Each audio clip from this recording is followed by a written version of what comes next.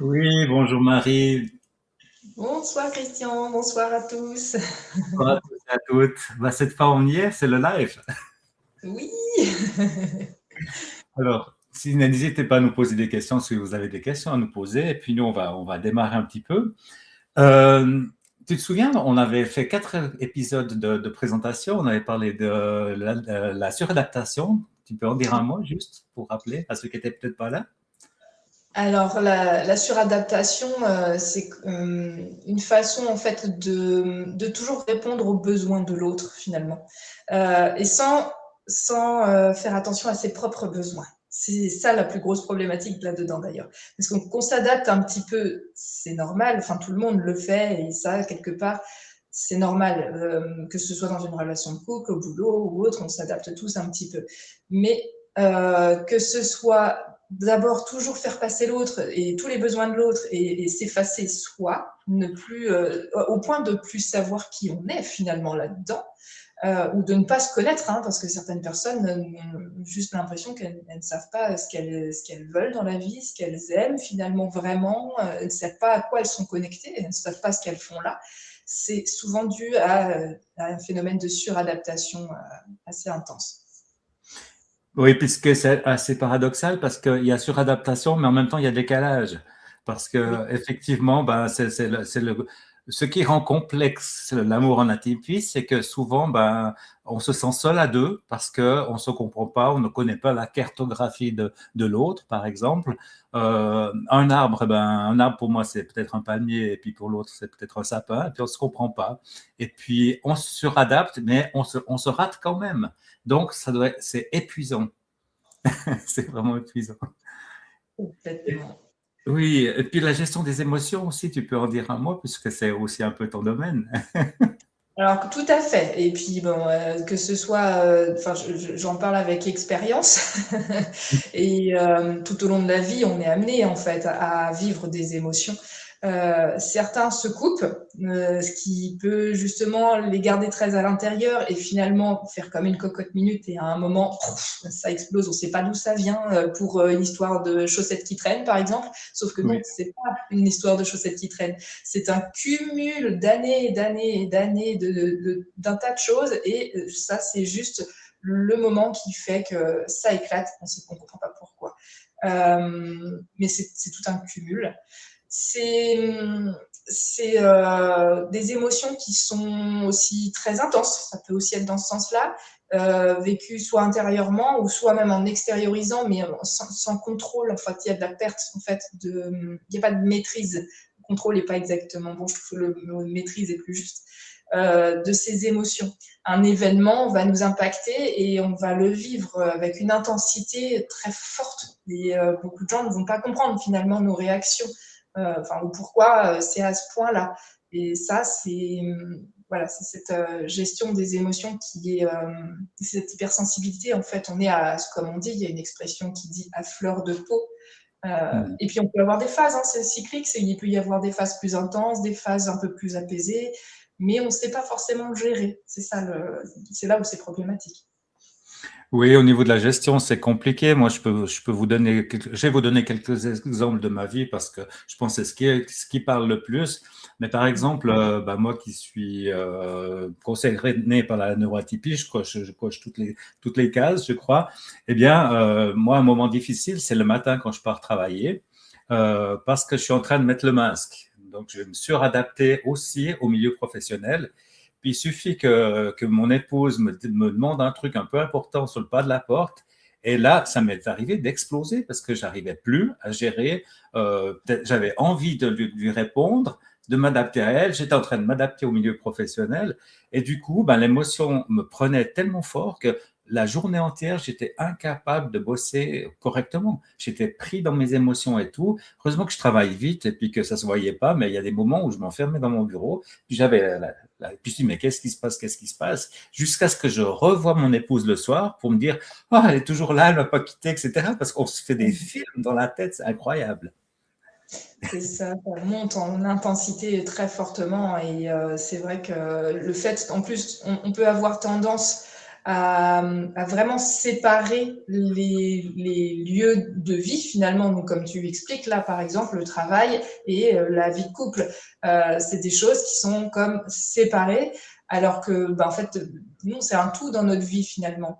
Et c'est là où justement on peut venir apprendre à aussi apaiser un petit peu, à peut-être être moins cloisonné et puis pouvoir permettre une meilleure circulation finalement de ses émotions.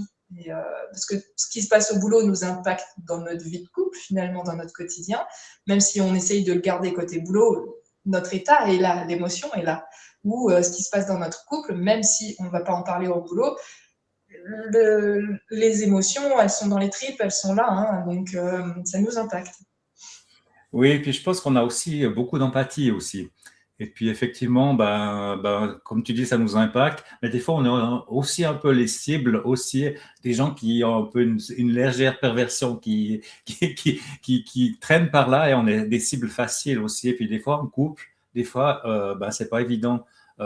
Surtout pour les femmes aussi qui tombent sur peut-être des gens qui vont profiter de cette empathie qui fait qu'on va essayer de s'adapter et puis d'être pas décalé, etc., etc. Et puis finalement, il y a souffrance, quoi. Ça arrive aussi. Oui, tout à fait. Et quand on laisse ça s'installer un petit peu trop longtemps, moi, par rapport à l'exemple du travail, justement, ça me fait penser aussi à une expérience vécue. Euh, j'ai pu me retrouver dans des boulots où le travail ne me passionnait pas forcément, mais je m'entendais bien avec les collègues et ça fonctionnait. Ça fonctionnait. Mais il y a un moment, j'ai besoin de diversité et dans mon travail aussi, hein. Et là, je ne l'avais plus. Je savais, j'avais optimisé mon poste, vraiment aux cheveux près, si bien que Mhm. sur un rythme de 2 semaines, je savais à la minute près où est-ce que j'allais me trouver, toujours dans mon même rythme. Et, euh, et en fait, j'ai bien vu, et je l'ai vu sur d'autres collègues, je l'ai vu chez d'autres personnes, hein. Il y a un moment, quand on est trop dans cet enfermement finalement qui ne nous correspond pas, qui n'est pas collé enfin, c'est pas notre personnalité de fonctionner comme ça, c'est pas nos fonctionnements, on a besoin Ouais. de plus d'autres choses. Et si on n'a pas ces respirations, ces modes de respiration autrement, on se renferme et je l'ai senti, j'ai eu l'impression à un moment que je commençais à devenir aigrie. C'est pas normal ça. Et au bout d'un moment, je me dis bon là il faut que je passe à autre chose, quoi. Je vais faire autrement parce que sinon je vais juste m'enfermer de plus en plus, être de plus en plus aigrie et c'est pas ce que je veux non plus. Mais déjà de savoir l'identifier pour commencer et puis poser vraiment le doigt sur la problématique pour pouvoir se donner des respirations. C'est pas forcément pour tout le monde de changer de boulot, mais peut-être une façon de fonctionner un peu différemment. Enfin, voilà, Mhm. c'est toujours à adapter en fonction du contexte de chacun après. Oui. Et puis nous, on s'est rencontrés un peu par hasard, mais ça a tout de suite matché entre nous. Puis du coup, on est là en live ce soir. Euh, il y a deux choses qui m'avaient fortement impressionné, c'est qu'on a deux logos qui se ressemblent au niveau des tons. Et puis ça, c'était tout à fait par hasard. Et puis toi, tu parles de colibri sacré. Puis moi, dans les accompagnements de couple, je parle d'espace sacré. Je crois que vraiment, l'amour, c'est sacré finalement. Et puis, ça vaut la peine de travailler autour et d'en faire une belle harmonie pour les deux. Mais pour faire une belle harmonie pour les deux, il faut d'abord s'occuper de soi. Et je crois que Marie, c'est ton domaine aussi. Est-ce que tu veux nous en dire un mot? Tout à fait. Alors, c'est vraiment important je pense même de commencer par soi. Parce qu'on a tendance à se laisser soi-même de côté. Justement, hein, avec ces phénomènes de décalage, de suradaptation, toute notre sensibilité fait qu'on va être très attentif à tout ce qui nous entoure. Mais souvent, on ne se connaît pas soi-même. On n'est pas connecté à soi. Alors, là aussi, je parle d'expérience plus jeune. J'ai eu plusieurs fois des remarques où on me disait, mais écoute ton corps. Oui, c'était du chinois pour moi. Je dis, comment on fait? Ça veut dire quoi? Je ne comprenais même pas ce que ça signifiait. Écoute ton corps, bon, j'ai envie de faire pipi, je vais aux toilettes, quoi, point barre. Ouais, alors ça, c'est vraiment le basique, quoi. Mais en réalité, notre corps nous envoie plein de signaux, vraiment, et c'est en permanence, hein. On reçoit tellement de messages, et puis quand en plus, on a une neuroatypique, on est soit au potentiel, on a souvent aussi des systèmes de pensée en arborescence, ou finalement l'esprit qui part très vite d'un point à un autre, voir plusieurs choses en même temps, justement l'esprit en arborescence. Il peut y avoir tellement de possibilités et parfois on est touché par plusieurs phénomènes en plus de la neuroatypie. Hein. Pas forcément, bien souvent, c'est pas un seul point, c'est souvent plusieurs points. C'est vraiment une surcharge d'informations. Et c'est ce qui fait qu'à un moment, quand on n'en a pas conscience, voilà, il y a des éclatements. Il peut y avoir des explosions et même nous, à l'intérieur, on ne comprend pas d'où ça vient finalement. On peut même des fois exploser et pour autant à l'intérieur se sentir pourtant pas aussi énervé que ce qui sort. Mais c'est simplement qu'on n'est pas connecté à notre corps, à nous-mêmes, à nos sens qui viennent pourtant nous donner beaucoup d'informations. Et surtout donc tous les sens physiques et après le ressenti, tout est connecté ensemble. Il y a des expressions qui le disent assez bien, par exemple, avoir une boule au ventre. Ah oui, je avoir connais. avoir des nœuds au cerveau. On connaît ces expressions-là, mais elles ne sont pas là pour rien, elles sont très significatives.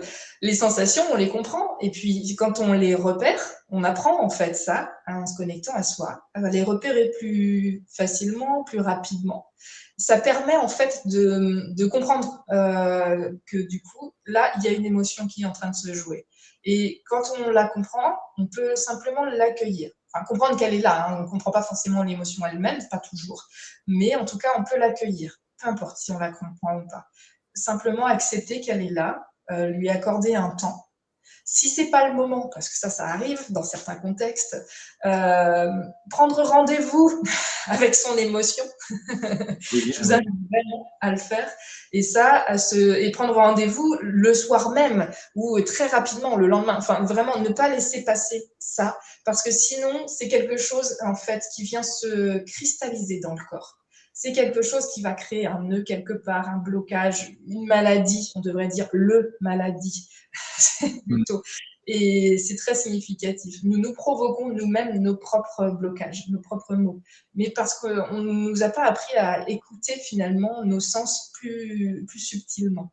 Et c'est possible en tout cas. Et même sur le tard, c'est toujours possible. Ouais, c'est toujours possible. C'est de nouveau le paradoxe un peu des personnes atypiques, dans le sens que, bon, comme tu le sais, moi j'accompagne des couples et j'ai beaucoup d'hommes qui n'ont pas accès au départ à leurs émotions. Ils sont bloqués dans leur tête et puis, par exemple, leur compagne dit, mais il discute pas, il n'a pas de dialogue, il est fermé sur lui-même. Et puis moi, j'ai quand même investigué auprès de 2 ou 3 hommes qui me disaient, mais un me disait, par exemple, ma pensée va tellement vite que en fait mes mots ils sont en retard par rapport à ma pensée, donc j'arrive pas à m'exprimer parce que au moment où je veux dire bleu, je suis en train de penser cacao, donc c'est vrai que j'arrive pas à mettre les choses et puis ils pensent là, donc l'émotion elle est beaucoup plus loin quoi. Bien un autre me disait j'essaie de trouver tellement toutes les réponses possibles et imaginables, puis comment ma compagne va réagir, puis qu'est-ce qu'elle va dire, etc., que finalement il dit rien. Et puis, c'est pris pour une rupture de dialogue, mais c'est un décalage. C'est ce qu'on parlait du décalage tout à l'heure. Puis quand on commence à comprendre comment ça fonctionne, eh ben, ces hommes-là, en général, quand ils lâchent les émotions, ben, moi, on m'appelle l'homme qui fait pleurer les hommes, hein, parce que ça démarre. Alors, puis là, vraiment, on a l'impression que c'est des années et des années de trucs retenus, mais je pense que c'est valable pour tous, et pour tous les hommes surtout qui sont un peu bloqués dans leurs émotions. Il y a des années qui sortent, c'est l'enfant qui pleure, quoi. C'est impressionnant, quoi. Vraiment. Donc, je comprends bien, c'est toi, le décalage, les émotions, etc. Mais oui, et c'est magnifique ce que tu dis là, parce que du coup, c'est qu'ils arrivent dans ton accompagnement à lâcher surtout, à lâcher enfin, finalement, déjà à s'autoriser finalement à pouvoir le faire, parce que ça, c'est déjà un pas énorme. Et ensuite, à lâcher parce qu'il y a aussi toutes les conventions, les dictats un petit peu de la société qui sont quand même encore présents, malgré qu'il y ait du changement, voilà, ça évolue. Mais il y a quand même toujours une espèce de pression sociétale aussi, et ou familiale, hein, même des fois, ou professionnelle, c'est pareil. On peut, c'est ce que j'essaye d'expliquer à différentes personnes avec qui j'ai pu me retrouver dans des parcours. On peut être professionnel et en même temps rester soi-même. Les deux sont importants, enfin, ne pas faire une scission finalement, parce qu'on porte des masques, ça c'est très aussi, la suradaptation, on peut y revenir, on le voit, hein, c'est ce fait aussi de porter des masques, vraiment. Et on peut porter des masques, que ce soit donc à l'extérieur, avec des professionnels, mais dans notre famille ou dans notre couple. Et ça, là, c'est du coup ta partie aussi, Christian. Oui, tu vois, moi, ce que tu dis là, ça me fait penser au soi social qu'on hérite de notre famille ou du contexte culturel dans lequel on vit, hein. Une personne qui vit, grandit en France n'aura pas le même contexte culturel, c'est évident, qu'une personne qui vit, qui grandit en Chine, enfin, il n'y a pas la même façon d'exprimer les émotions, on ne les exprime pas, etc. Mais le soi social qu'on apprend tout petit, c'est interdit de bouger. Quelqu'un qui est un peu hyperactif, eh ben, reste assis. Moi, quand j'étais à l'école, quand on était assis, on devait mettre les mains dans le dos, puis on était comme ça pendant que l'enseignant parlait, ou alors on pouvait écrire. C'était les deux positions qu'on avait, toi. Donc, c'était pour quelqu'un qui est hyperactif, c'était de la folie, quoi, dans la tête. Parce que si on peut pas bouger dans le corps, c'est dans la tête que ça bouge. Et puis, à ce moment-là, ça peut faire des dégâts importants. Je dirais au niveau de la personnalité. Ou bien alors, un homme, ça ne pleure pas, une fille, elle doit être coquette. Enfin, c'est plein de choses on a été imprégné de tout ça. Et puis, en fait, ce soi social, c'est un masque, comme tu dis. C'est un masque qui est vraiment là et puis qui déjà. Par exemple, j'ai une anecdote. J'avais un jeune couple qui était là qui me disait, mais écoute, Christian, on n'a pas tellement de soucis ensemble, on va se marier, etc. Moi, je leur avais offert un accompagnement comme ça pour leur mariage. C'était un cadeau de Saint-Valentin. Et puis, en fait, on a parlé des langages de l'amour et puis les cadeaux. Et puis, elle dit, ah oui, c'est vrai que moi, je regrette un peu, tu ne m'offres jamais des fleurs. Et puis, lui, il vient tout rouge et puis il dit, oui, mais dans ma famille, lorsqu'un homme offre des fleurs à sa compagne, c'est qu'il a fait une connerie. Donc, il veut se faire pardonner. Et oui. Donc, lui, il offrait jamais des fleurs parce que pour lui, c'était évident que sa compagne, sa future femme, allait penser qu'il a fait une bêtise à se faire pardonner. Puis elle, dans sa famille, ben, son père, il offrait des fleurs et puis elle attendait des fleurs. Et puis, tu vois, comme c'est un tout petit truc, mais si ça s'incruste au cours des années, qu'elle ne reçoit pas de fleurs à la Saint-Valentin, des choses comme ça, ben, ça peut créer vraiment une distance entre les deux et puis pour un choix social qui a été imprimé par la famille de l'un et de l'autre. Et oui, c'est ça. On construit des schémas depuis l'enfance. C'est des formes de conditionnement finalement, mais oui, qui peuvent nous être inculquées par tellement de choses différentes en plus. Donc oui, comme tu dis, il y a la culture déjà du pays où on se trouve, enfin culture ou même vraiment façon d'être au monde, hein, parce que il y a vraiment des endroits, c'est même plus de la culture. J'ai écouté très récemment une émission et ça parlait d'une tribu en fait, mais qui était quand même un peu moderne, hein, et la vision du monde était totalement différente. Et c'est même pas une question d'une culture, là, c'est vraiment une façon d'être au monde et de voir le monde autour de soi. Euh, du coup, je vais faire un petit décalage. Hop. Il y a tellement de visions possibles et on ne se rend pas compte à quel point on est imprégné de tout ça. Et finalement, chacun de son postulat veut faire le meilleur, en fait, hein, par rapport à l'autre, mais du coup peut être en opposition finalement dans le mindset de ce que l'autre a appris, a compris de son évolution finalement. Et c'est là où la communication va être importante et cette connexion à ses émotions, justement, j'y reviendrai, je pense, assez souvent, parce que c'est vraiment pour moi une base vraiment importante, sans quoi on ne se connaît pas. Et si on ne se connaît pas, si on ne va pas à sa propre rencontre, c'est compliqué aussi d'aller à la rencontre de l'autre. Oui, exactement, parce qu'en fait, dans une partie de l'accompagnement que nous faisons ici dans mon cabinet, c'est aussi un peu la connexion aux émotions d'enfance. Tu parlais de l'enfance, tu vois. Et puis, en fait, chacun se développe avec l'image des personnes qui se sont occupées d'eux dans leur enfance, qui sont occupées de manière positive ou négative. C'est une image qu'on a. Puis cette image, elle est imprégnée en nous.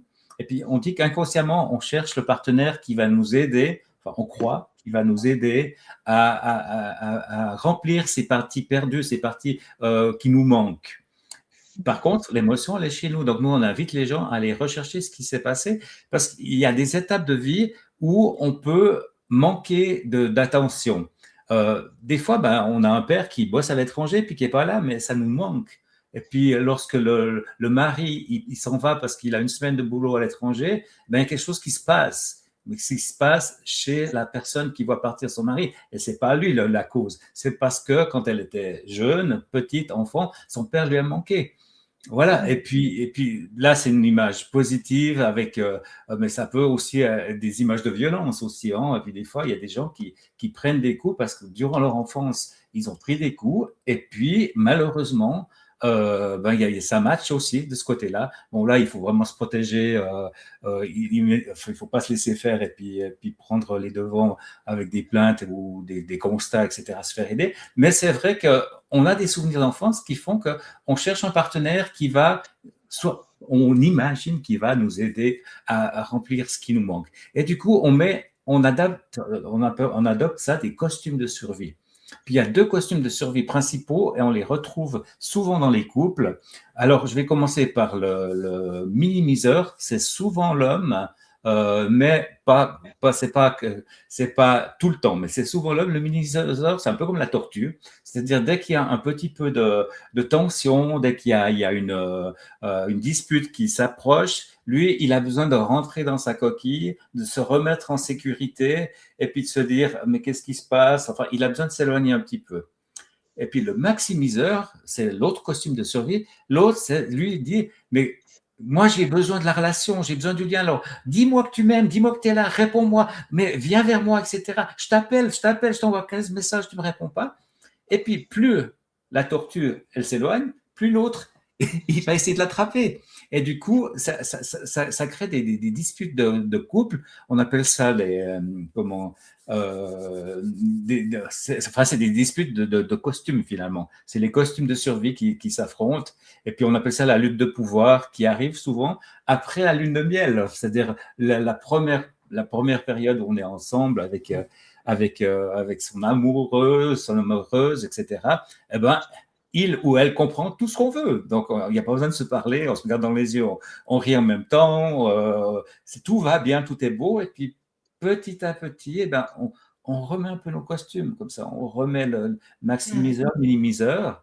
Et puis, c'est à ce moment-là que le couple est en danger. Et c'est là que nous, on intervient dans notre prise en charge.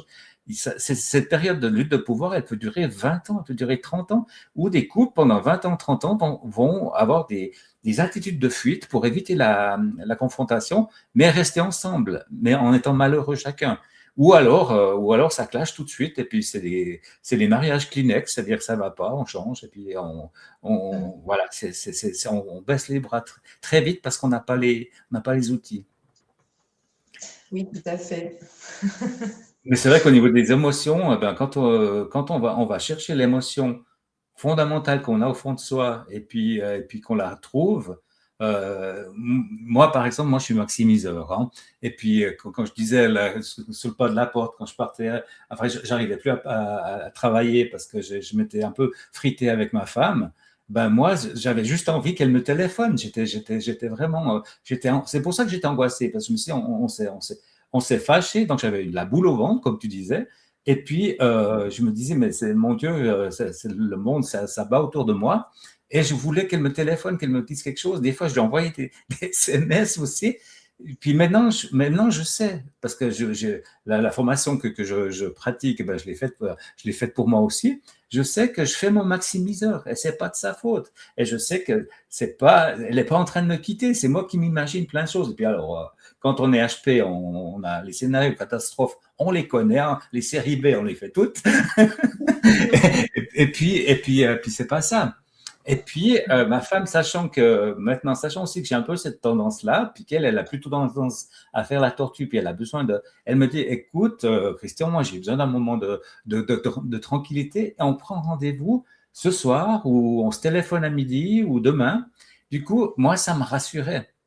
Et puis, elle avait aussi droit à son moment où elle a besoin d'être seule. pour digérer aussi à sa manière. Donc, voilà. Et ça, c'est extrêmement rassurant. Ça donne un cadre de sécurité important au couple. Et puis maintenant, on pratique. On pratique. Dès qu'on a un truc comme ça, ou bien ma femme me dit, oh, je fais un peu ma tortue ces jours, je suis un peu tranquille. Ok, j'ai compris. Elle n'est pas en train de me dire, je t'aime plus, je pars. C'est juste ça. Donc, voilà. C'est ce que je voulais dire.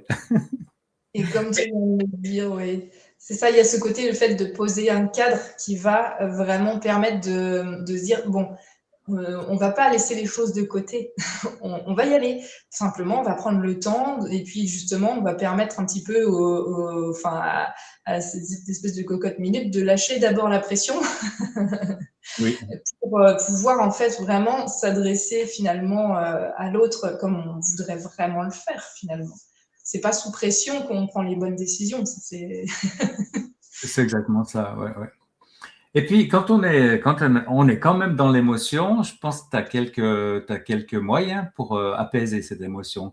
Tu peux alors nous en bon, il y a parler un petit peu? Ouais. certaines techniques qui peuvent être un petit peu déjà connues, comme travailler avec la respiration déjà, faire une pause, mais vraiment pas se dire oui, je sais, je sais. Non, prenez vraiment le temps et faites-le. Parce que Mhm. je vois beaucoup de personnes qui disent oui, ben, ça marche pas avec moi. Non, mais est-ce que tu as vraiment pris le temps, ne serait-ce qu'une minute, une seule, de faire vraiment une inspiration, une expiration, et de prendre le temps et d'insister sur l'expiration, parce que ça vient travailler sur le système nerveux, ça vient faire baisser le cortisol, ça vient concrètement, chimiquement, biologiquement, et donc au niveau nerveux, vraiment faire redescendre les hormones qui nous emmènent dans les tensions. Donc ça, c'est vraiment d'un point de vue vraiment ouais, physique. On peut directement agir de cette façon. Et puis bah, comme je le disais tout à l'heure, vraiment, s'il faut absolument parler d'une situation, est-ce que c'est vraiment le moment? Si c'est pas le moment, prendre rendez-vous. Je l'ai expliqué et tu viens de l'expliquer, que ce soit Ouais. avec soi-même ou avec l'autre, mais faites-le vraiment, posez-le et posez cet instant et prenez-vous même se fixer un temps. Hein, on n'est pas obligé de partir dans des grands débats. Non, on peut se dire, bon, là, ce soir, je me prends, alors, soit avec soi-même, on peut se dire, je me prends 5 minutes, 10 minutes, un quart d'heure, ce qu'on a besoin. Si c'est plus, c'est plus, selon chacun. Des fois, on a besoin de poser moins justement pour aller plus à l'idéal. Et se connecter à l'émotion, s'autoriser, quand c'est avec soi-même, de la vivre, de l'émotion, de la laisser traverser. Parce que si je vous décris un peu le schéma, on va dire, d'une émotion, il va y avoir, donc il y a un stimulus extérieur. L'émotion va monter pendant à peu près 90 secondes. Et à partir de ce moment-là, si on l'accueille, sans forcément absolument la comprendre, l'expliquer, pas du tout, simplement l'accueillir. Elle est là, elle existe. Ça permet de hop, la faire redescendre. Si on ne l'accueille pas, qu'on veut justement absolument tout comprendre, tout expliquer, ou alors c'est pas le moment, mais par contre ne pas fixer un temps pour ça, ne pas prendre ce fameux rendez-vous, souvent ce qui va se passer, c'est qu'on va la cristalliser. Elle va rester nouée quelque part. Et quand on n'est pas connecté à son corps et qu'on fait des nœuds partout, il y a un jour où il y a un nœud qui est plus fort qu'un autre et qui développe là un vrai blocage dans le corps, soit physique, soit chimique aussi. Hein, ça peut déclarer quelque chose au niveau neuronal, hein, même d'ailleurs. Ça peut déclarer une maladie, ça peut déclarer n'importe quoi en fait, ou une situation qui du coup nous échappe totalement. Donc vraiment simplement prendre ce temps d'accueillir l'émotion. Et quand elle arrive, en plus, ça c'est pareil, même avant, même sans avoir encore pris le rendez-vous, et même si c'est pas le moment, vous êtes en réunion, vous dites j'ai besoin d'aller aux toilettes, enfin vous dites ce que vous voulez, mais prenez un temps, 5 minutes aux toilettes, même dans une réunion de bureau, hein, personne va venir vous chercher là-bas. Là, vous pouvez aller souffler un petit peu. C'est pas l'endroit le plus glamour, mais par contre, ça permet d'apaiser.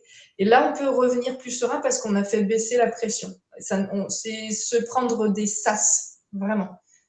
Ces sas-là sont très importants, que ce soit pour soi, avec soi, ou par rapport à l'autre également. Ouais, c'est vrai que les sas sont importants, mais quand tu parlais un petit peu de comment de se fixer un rendez-vous, par exemple, Une personne qui est un peu TSA, par exemple, elle a besoin, quand tu disais, ça n'a pas besoin d'un long moment, de fixer une durée. Une personne qui est un peu TSA, ça la rassure.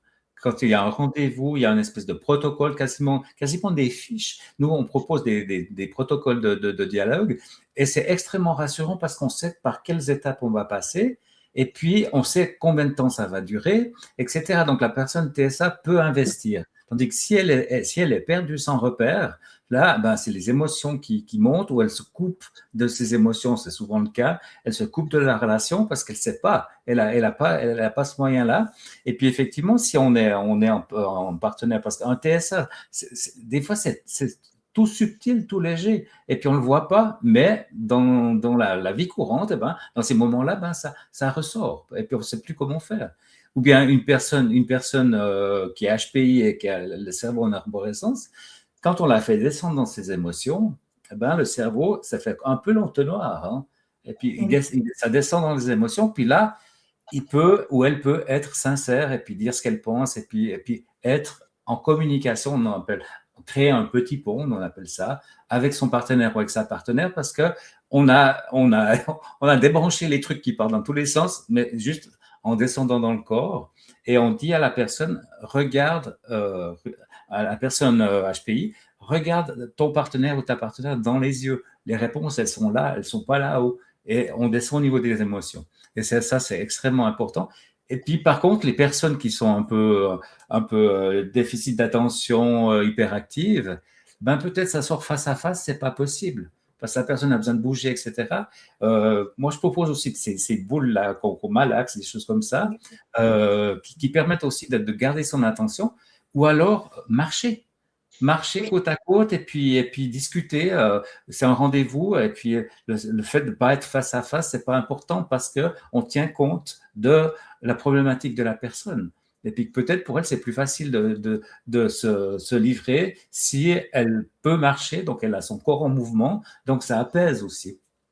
Enfin, je ne sais pas ce que Le, t'en penses, mais j'ai l'impression que c'est de la dentelle tout ça. Mais complètement, et je te rejoins tout à fait. Le mouvement va aussi apporter beaucoup de. Ça fait circuler, hein, de toute façon, à l'intérieur, ça fait circuler toute l'énergie, ça fait circuler même les émotions. Dès qu'on se met en mouvement, on réactive certaines zones et on réactive des hormones aussi qui viennent détendre finalement. Certaines personnes d'ailleurs vont carrément, enfin quand elles ont un trop plein, je m'en vais et je vais marcher ou je vais courir, enfin pour ceux qui courent, et là elles vont réussir à se canaliser et puis à redescendre et à se sentir vraiment bien. Mais c'est vrai qu'aussi la marche en commun, je te rejoins, ça ouvre aussi plus facilement les conversations. Et on peut prendre le temps avant d'ouvrir la conversation, on n'est pas obligé d'y aller tout de suite aussi. Selon chacun, c'est vraiment, comme tu dis, c'est de la dentelle, c'est vraiment en fonction de chacun déjà et en fonction de la situation qui est là à ce moment-là. Parce que même en étant deux personnes habituées l'une à l'autre, et d'un moment à un autre, peut-être qu'il y a une autre façon d'aborder les choses. Mais en tout cas, toujours se donner, comme tu dis, soit un mouvement, un sas, un repère en fait, quelque chose qui ritualise un petit peu. Il peut y avoir deux ou trois rituels selon chacun. Certains, un seul leur suffira. D'autres personnes, il va falloir plusieurs rituels qui vont permettre, en fonction de la situation, d'adapter. Parce que c'est pareil, on parle de. Alors, chez les HP, on parle de HPI. Ça ne fait pas consensus partout, mais on peut parler de HPE, donc Oui. émotionnel aussi. Et là, justement, enfin, si on ajoute des. Alors, j'aime pas le principe d'étiquette, mais à un moment, il faut poser les mots, en fait, simplement, pour comprendre de quoi on parle. Et donc, avoir un haut potentiel émotionnel et avoir donc, souvent une très forte sensibilité à tout ce qui nous entoure, hein, c'est très fort. Avec en plus, par exemple, un système en arborescence et avec, par exemple, un peu de TSA, et ben à ce moment-là, ça va donner quand même quelque chose de très précis que tout le monde ne comprend pas. C'est ça aussi où j'ai appris d'expérience, hein, au fur et à mesure du parcours, que tout le monde ne pouvait pas. Voilà. pour parler très concrètement, on m'a toujours dit, enfin très souvent, hein, à plusieurs étapes dans ma vie, que j'étais très particulière, que j'étais pas comme les autres, bon, des fois c'était très positif, c'était très joliment dit, des fois, enfin un petit peu plus bizarre. Mais toujours est-il que personne ne m'expliquait ce qu'il entendait par ça. Et c'est avec le temps, finalement, qu'on finit par, avec l'expérience, et puis en s'intéressant à ces questions-là qui s'ouvrent, hein, se rendre compte finalement que oui, ben, on fait partie des personnes qui ont un fonctionnement neuronal qui est finalement pas le plus commun. Et en plus, chez chacun, ça va être différent. Et donc, c'est se connecter à toutes ces subtilités qui est important, c'est commencer à comprendre que ce sont des fonctionnements dont on n'est pas, pas responsable, mais par contre dont on peut apprendre finalement la notice quelque part. On va découvrir sa propre notice.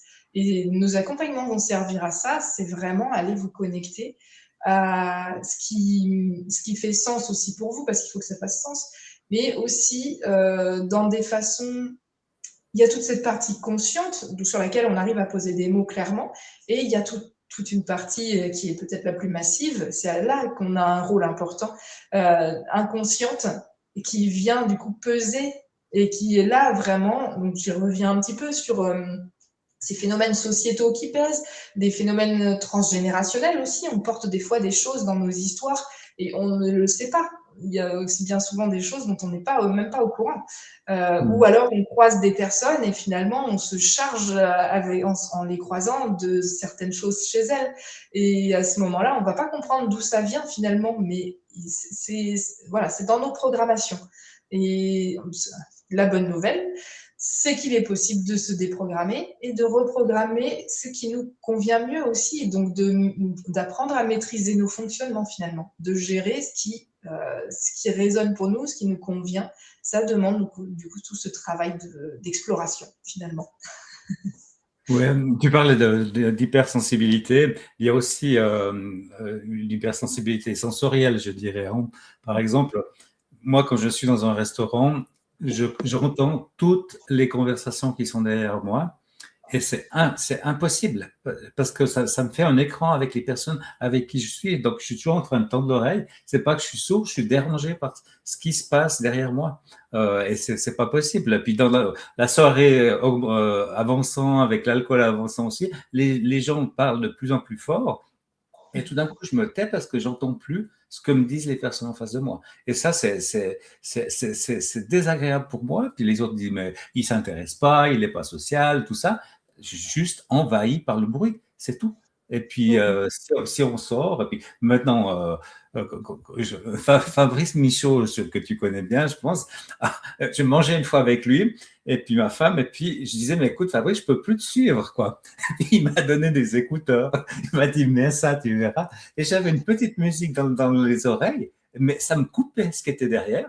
Et puis, je pouvais de nouveau être présent avec les gens, mais Alors, je pense qu'il y a des gens qui ont des hypersensibilités, peut-être qu'ils ne le savent même pas, ou bien à la lumière, ou bien ma femme, c'est olfactive, donc s'il y a un truc qui ne sent pas bon quelque part, mais elle le repère à 100 mètres. Et on a tous des choses comme ça qui peuvent aussi entraver notre communication sans qu'on le sache vraiment, quoi. Il peut y avoir un cumul en plus. Oui, oui.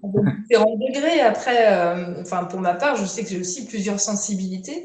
Et sensibilité même au tissu, je peux pas porter n'importe quoi. Et avec le temps, j'arrive à porter certaines choses que j'aurais pas pu il y a quelques années en arrière, mais c'est quand même encore très sensible. Et puis, selon, du coup, en fait, tout ça, tous ces facteurs-là vont venir, c'est encore des informations qui sont transmises dans le corps, et ça peut venir faire une surcharge. Et s'il y a de la fatigue, si la période est un petit peu compliquée à vivre, ou s'il y a un petit point noir qui vient se mettre à un moment où on pensait que tout allait bien, mais non, il y a un petit point noir, et finalement il y a toutes ces sensations qui sont en route en même temps, auxquelles on est habitué. Donc comme tu dis, on s'en rend pas compte forcément qu'on est dans cette hypersensibilité.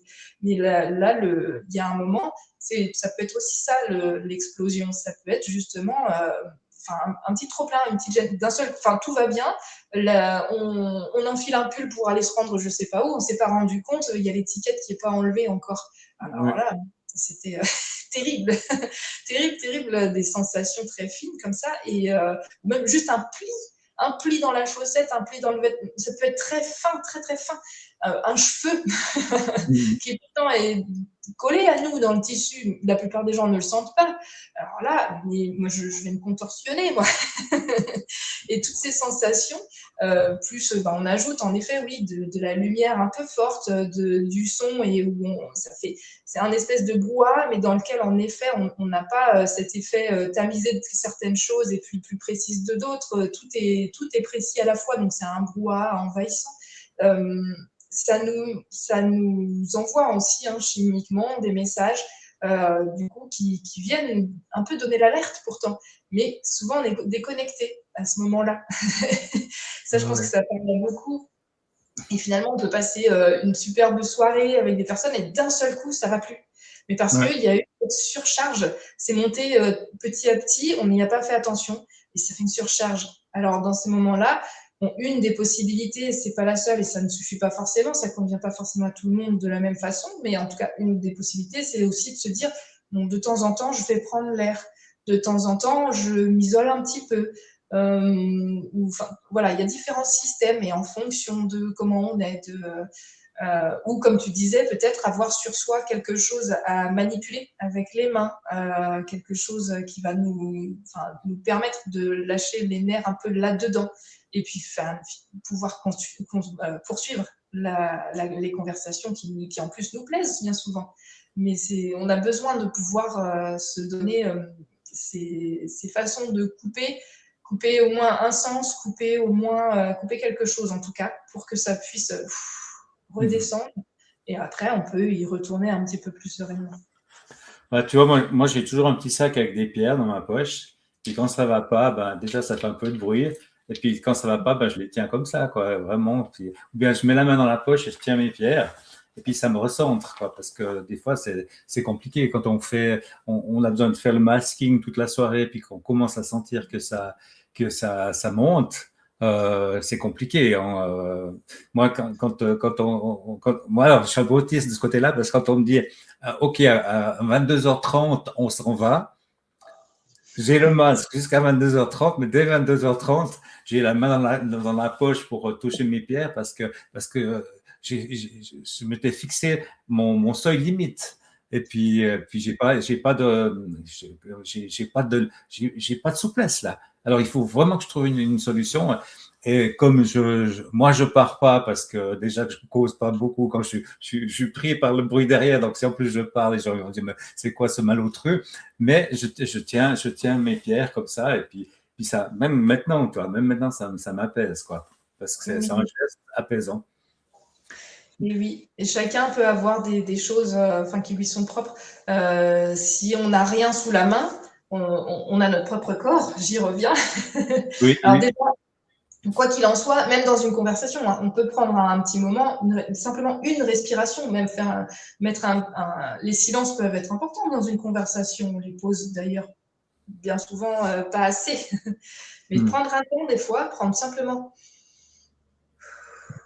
une petite inspiration, on peut la faire discrètement, on n'est pas obligé de la faire intensément, mm, visuellement en tout cas, mais simplement pour recentrer ses idées. Et le fait en plus d'inspirer et d'expirer, ça va remettre un peu le cerveau aussi un petit peu en place. Ça va aider se donner le temps finalement, parce que ça c'est pareil. On peut parler. Alors j'avais une autre idée, mais là ça fuse de savon d'arborescence. il y a ce rapport au temps. Ces rapports au temps, je pense que quand on est dans une façon d'être atypique, finalement, neurodivergente, on va avoir des rapports au temps qui peuvent être très différents de la plupart des gens. Et puis, en plus, à certains moments, être dans un rapport au temps où on a vraiment ce besoin et on se ralentit vraiment, mm. et on en a besoin. Et d'autres moments où on va être dans une accélération. Et là c'est ça, c'est le bon moment, on est bien là. Et c'est pas compris par tout le monde. Gérer une situation, je me suis vue, ça c'était un collègue en formation on va manger le midi, il était en diagonale par rapport à moi, et puis j'avais un autre collègue en face de moi, et puis qui fait une fausse route avec un morceau de viande en air qui avait été mal dénervé. Enfin, il y a des gens qui vont paniquer après derrière, enfin, qu'est-ce qu'il faut faire, tout ça, machin. Alors, j'ai vu une personne le faire, c'est pas moi qui l'ai fait. J'ai dit au collègue, enfin, il y a un problème, regarde, Alex, là, ça va pas. Le collègue à côté, il savait pas quoi faire. Je lui dis, mais tape-lui dans le dos. Alors, je réagissais vite, je lui disais quoi faire, parce que moi, j'étais en face, je pouvais pas. Et puis, bon, il y a une autre personne qui est intervenue, et puis qui, lui, savait faire la méthode de Heimlich, et donc est arrivé, juste craquer ses doigts, il est arrivé derrière, il a fait la méthode, et en 30 secondes, ça y est, c'était réglé. Mais il était temps. Il était temps, parce que donc, quand la respiration est coupée, ça va très vite, finalement. Et là, je l'observe tout en même temps. Vous voyez, j'ai pris un rythme de parole beaucoup plus rapide parce que l'émotion est forte encore. Enfin, Ouais. c'était intense.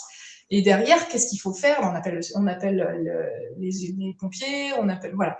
Moi, je suis une très bonne gestionnaire dans ces moments-là, mais les gens pensent que je panique. Non, non, là, il faut que ça aille vite, il n'y a pas le temps de discuter, on y va, on fonce. Et d'autres personnes vont être complètement tétanisées. Mais voilà, c'est simplement trouver ces rythmes, le rapport au temps, que ce soit dans des événements particuliers comme je viens de décrire, ou dans notre quotidien aussi, trouver les rythmes qui nous correspondent. Parce que là aussi, j'ai envie de dire, il y a besoin de... C'est pas le bon terme. Les conventions nous posent un cadre qu'il faudrait soi-disant respecter. Oui, alors bon, oui, mais on a d'autres besoins, nous. Chacun a ses propres besoins et c'est important de trouver un équilibre là-dedans. On peut s'adapter un peu, mais attention à la suradaptation, on y revient, parce que là, à un moment, on ne se respecte plus, on ne s'écoute plus. Et là, il peut y avoir des zones de danger, des alertes qui sont importantes à poser. Comment on pourrait décrire, Christian, un petit peu ces zones de danger? Euh, Écoute, moi, je parlais tout à l'heure quand même de la. Attends, moi aussi, j'étais en train de penser à un exemple par rapport au temps. Et ben, toi, je fais comme le gars qui arrive pas à parler parce qu'il est en train de penser à autre chose. Oui, moi, j'ai la même gestion que toi du temps. Donc, lorsqu'il y a une urgence, je suis tranchant et catégorique. Et puis, les gens, ils obéissent. Et puis, c'est tac, tac, tac, tac. Et puis, quand il y a le temps, ben, il y a le temps, quoi. Et puis, voilà. Moi, je me souviens de juste, c'est ce que j'allais dire. Et puis, je vais le dire comme ça évacue. Puis, je peux répondre à ta question après. Moi, je me suis retrouvé, j'étais dans une direction d'école. Et puis, au milieu de la nuit, j'ai un téléphone à 1h du matin. Il y a un de nos élèves qui s'est tué par accident dans le sud de l'Italie. Et puis c'est la panique à bord. Donc, tous les doyens, toute la direction, les secrétaires, tout le monde est rappelé à 1h du matin. Et puis, moi, je me suis dit, mais à 1h du matin, qu'est-ce qu'on va faire? Qu'est-ce qu'on va faire? Et moi, je suis retourné au lit parce que je me suis dit, à 6h du matin, ils vont tous être crevés et il y a 800 élèves qui arrivent. Et à 6h du matin, je suis arrivé frais et ils étaient tous comme ça. J'ai pu répondre aux parents, j'ai pu arrêter la presse qui arrivait déjà, etc. On a aussi une capacité d'anticiper et puis de gérer le temps aussi. Et puis, moi, j'étais persuadé, là, j'ai dit, ça sert à rien que je m'excite parce qu'on ne va rien faire de plus. Et puis, par contre, au moment où il fallait, j'étais là. Mais c'est notre capacité aussi d'anticiper et puis de voir les choses un peu en avance, quoi. Oui. Les zones de danger maintenant pour les couples, moi c'est vraiment c'est la lutte de pouvoir dont je parlais parce que on appelle ça la spirale de l'amour. Alors lorsque tout va bien, c'est magnifique, mais tout d'un coup, l'autre tiens les chaussettes qui traînent au début c'était il est distrait. Puis après, oh, mais il m'emmerde, c'est pas possible, il ne peut pas ranger ses chaussettes, etc. Et là, c'est tous des petits signes qui disent que, attention, il y a quelque chose qui se passe, d'où ça vient. Est-ce que c'est vraiment l'autre? Est-ce que ça se dérange moi? Puis en général, on n'a pas les outils. Alors, on commence à avoir des comportements de fuite. Un comportement de fuite, c'est ce tragique téléphone. Où, je ne sais pas combien de couples vous observez au restaurant qui sont l'un en face de l'autre et puis les deux en train de regarder leur téléphone. Alors que, bon, il y a aussi de ceux qui sont sans téléphone et qui ne se parlent pas, mais ça, c'est des signes vraiment, vraiment de danger. Attention, danger, il y a quelque chose qui se passe. Il y a le sport, parce ça fait du bien, mais il y a le sport pour fuir la maison aussi. Comme le bricolage dans le garage, pour fuir la maison, il y a rien de mieux parce qu'on se donne un bon prétexte. Il y a les téléphones, ouais, même les enfants. Donc, on s'investit complètement dans les enfants parce qu'il n'y a plus la relation de couple. Et quand les enfants quittent le bercail parce qu'ils sont grands, ben, le couple, il pète. Parce que ben, ils n'ont plus appris à discuter ensemble. Tout ça, c'est des signes. Et puis, ça m'amène au cadeau, tu sais. Parce que moi, alors, je vais décrire un de mes cadeaux. C'est un petit diagnostic de couple. C'est un questionnaire que vous pourrez obtenir volontiers. Vous mettez un mot vous verrez à la fin, il y a toutes les coordonnées, un cadeau supplémentaire qui est vraiment génial à la fin. Mais là, vous aurez mes coordonnées, mais c'est un petit diagnostic où vous allez juste cocher ça. Puis attention, la zone de danger, puis soit vous pouvez vous dire on est en zone de danger, soit je vous offre 20 minutes d'appel téléphonique pour vous donner des pistes. Voilà, c'est un des cadeaux que je peux offrir. Et puis là, c'est vraiment très, très, très précis. Et puis, effectivement, je l'ai distribué une fois dans une réunion, comme ça, en disant, et puis les gens, j'ai vu que les gens y regardaient, hein, et puis ça les touchait, et puis je voyais que ça touchait juste.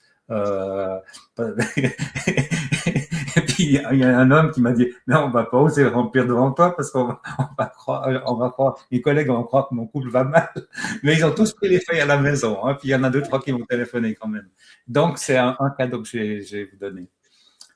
Et toi, tu as reçu un cadeau à proposer maintenant? Alors, un des cadeaux dont je peux parler, pour du coup un petit peu ouvrir la question finalement de se connaître, de savoir est-ce qu'on est atypique, parce que des fois, enfin, je pense que beaucoup d'atypiques ne le savent même pas. Certains le savent très bien et certains le vivent très bien, et tant mieux. C'est tout ce qui est à souhaiter.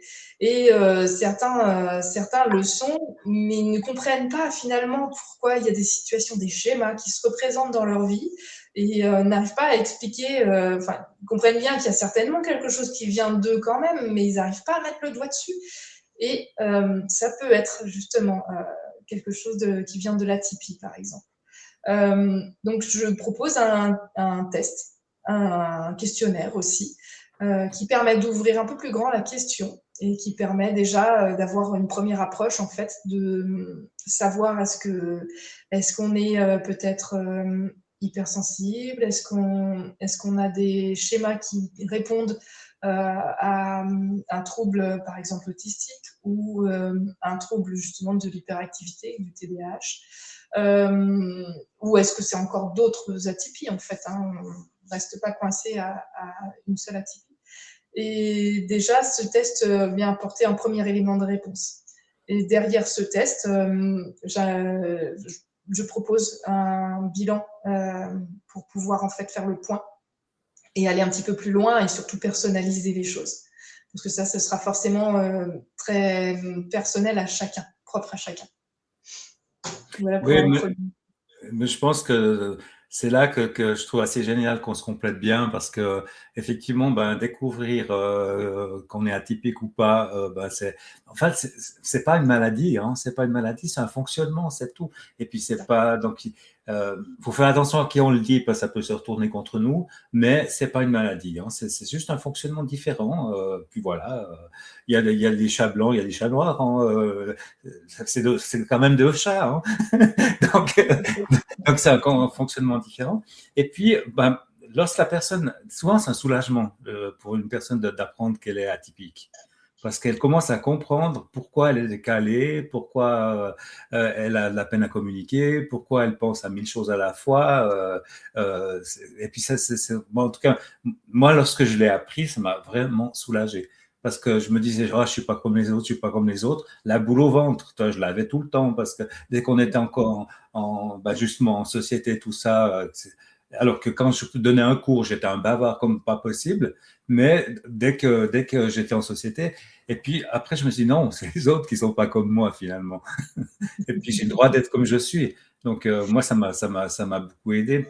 Et puis alors, lorsque, ben, si une personne fait ton test et puis découvre son atypie, puis qui se pose la question par rapport à son couple, moi j'ai un deuxième cadeau, c'est un e-book où c'est qu'est-ce que c'est l'amour quand on est neurodivergent. Et puis effectivement, ben, ça implique des choses. Et puis là, vous avez des tableaux, des exercices à faire, pas mal de trucs qui sont gratuits aussi, qui vont pouvoir vous aider. Et j'ai même vu une version pour elle et pour lui. Donc effectivement, c'est aussi des choses que vous pourrez, avec les coordonnées de la fin de l'émission, là, ben, que vous pourrez aussi télécharger. Voilà. Donc effectivement, je trouve qu'on se complète super bien. Oui, oui, ça va vraiment dans une vue d'ensemble en fait. C'est se connecter à soi, se connaître pour aussi pouvoir aller plus facilement vers l'autre et connaître l'autre. C'est vraiment des univers finalement, et tout en se respectant.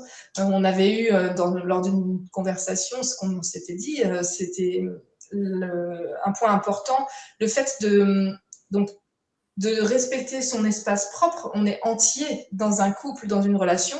Chacun est entier dedans.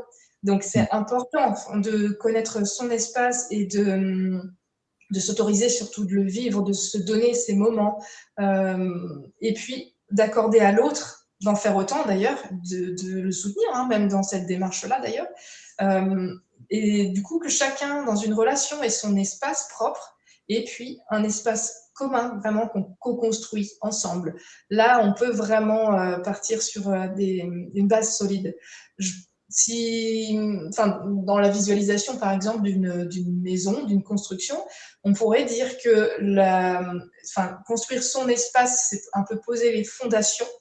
Et puis ensuite, vient les murs, toutes les menuiseries, et puis le toit qui permettent cet espace commun finalement, de se rejoindre du coup dans un espace. Et ça, c'est précieux, c'est important, ne pas s'oublier, ne pas se laisser de côté là-dedans. Oui, moi je pense qu'on va simuler quelque chose. Moi je suis le mari d'un couple lambda, neuroatypique, et puis que ben j'ai la boule au ventre. On prend l'histoire avec ma femme, chaque fois que je pars, j'ai la boule au ventre. Je sais pas comment faire, elle m'empêche de travailler toute la journée. Puis après, toi, tu viens comme femme, et puis tu me demandes qu'est-ce qu'on pourrait faire pour le couple. D'accord? Comme ça, les gens se rendent compte un peu de notre processus. Alors, écoutez, madame, moi, chaque fois que je pars, je me dispute avec ma femme, j'ai une boule au ventre qui me paralyse toute la journée. Je ne sais plus, j'arrive même pas à travailler, je m'isole, je m'enferme dans mon bureau parce que je peux plus faire. Qu'est-ce que vous me proposez? Alors, est-ce que, quand vous avez cette sensation-là, finalement, qu'est-ce qu'est-ce que ça dit à l'intérieur? D'où ça vient? Où est-ce que ça se situe pour commencer?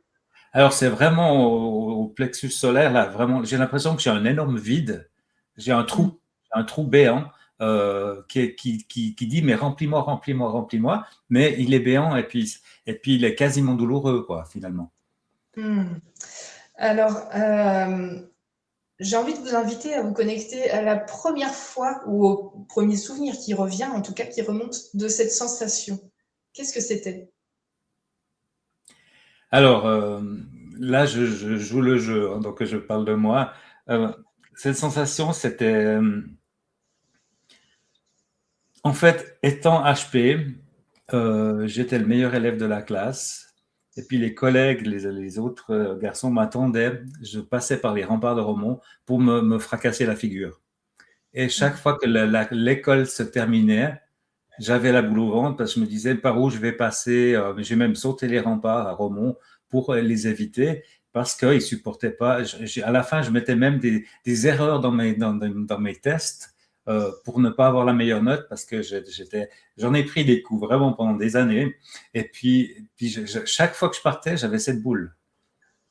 Ok. Et c'est mon premier souvenir que j'ai vraiment de cette sensation de boule au ventre, quoi. Et donc, aujourd'hui, qu'est-ce qui y aurait de pire finalement quand cette boule au ventre se présente, qu'est-ce qui peut se passer de pire? C'est une autre question. Moi, ce qui peut se passer de pire, c'était chaque fois de me dire que, mais ça y est, ma femme va me quitter parce que je suis parti fâché, par exemple. Donc, souffrir, ouais, c'est ça. J'avais peur de souffrir, donc j'avais la boule au ventre, et puis là, j'ai peur de souffrir, et j'ai la boule au ventre, mais enfin, elle est là, quoi. C'est, c'est la souffrance, c'est le temps qu'on accorde à la douleur, quoi, finalement, c'est ça, quoi. Et qu'est-ce que ça fait de vous, de souffrir comme ça? Je me sens très faible, vraiment très, très faible, et puis j'ai une colère monstre. Là, on commence à mettre le doigt sur la partie inconsciente finalement. C'est la Ouais. partie immergée de l'iceberg. Et c'est Mm. là où c'est intéressant.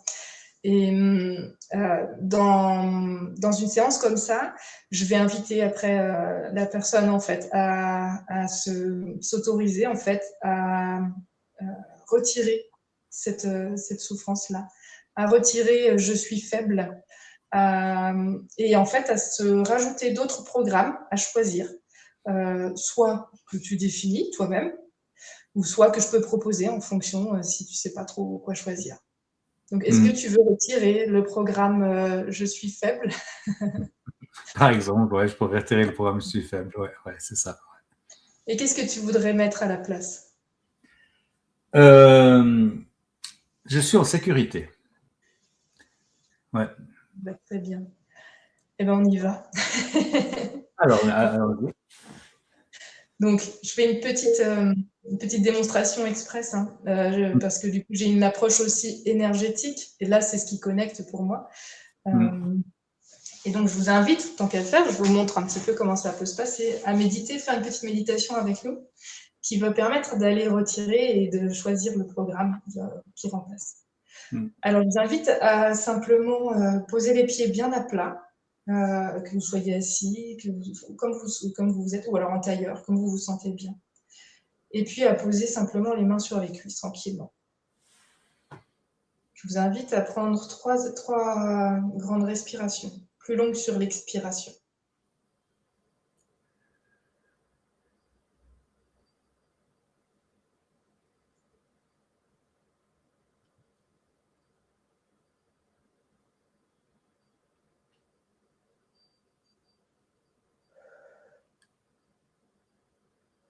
Connectez-vous à l'énergie de la terre. Sentez comme des grandes racines qui descendent profondément jusqu'au cœur de la terre.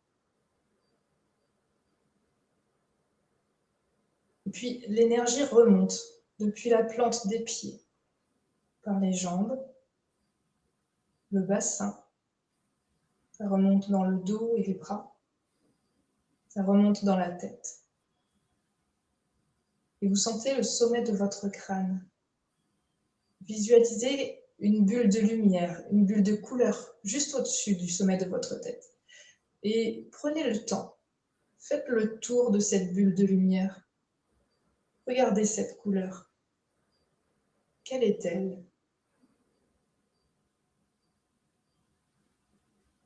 Insérez votre conscience dans la bulle de lumière. On part en voyage. Montez au-dessus de votre tête jusqu'au plafond. Et puis, montez au-dessus de votre habitation, au-dessus de votre ville, au-dessus de votre région et même de votre pays, au-dessus du continent. Traversez l'atmosphère. Vous allez tout au bout de l'univers. Là, nous arrivons à un endroit où il y a plein de couleurs. D'abord, nous traversons le noir, un noir profond, mais calme. Puis nous traversons une lumière dorée. Nous traversons avec une sensation un peu gélatineuse, comme de l'eau, toutes les couleurs de l'arc-en-ciel. Continuons. Laissez-vous guider par une brume rose qui emmène tout droit jusqu'à une étoile bleue avec en son centre un rectangle blanc, comme une perle nacrée. fusionnez votre énergie avec cet endroit. Si vous avez du mal à la visualiser, montez jusqu'à sentir comme un plafond de verre au-dessus de votre tête. Et là, fusionnez avec l'énergie qui est présente. Vous êtes dans l'amour inconditionnel. Vous êtes sur ce plan-là. On connecte avec le créateur de tout ce qui est.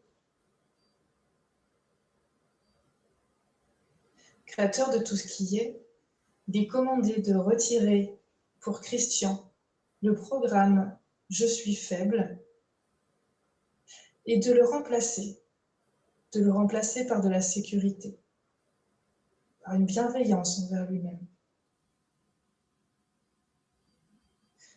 Merci pour qui nous sommes et merci pour qui nous allons devenir.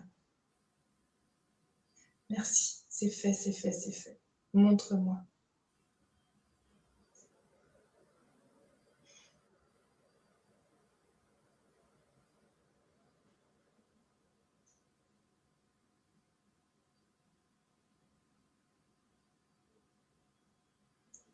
Sentez l'énergie qui circule simplement. Laissez-la faire, accueillez-la.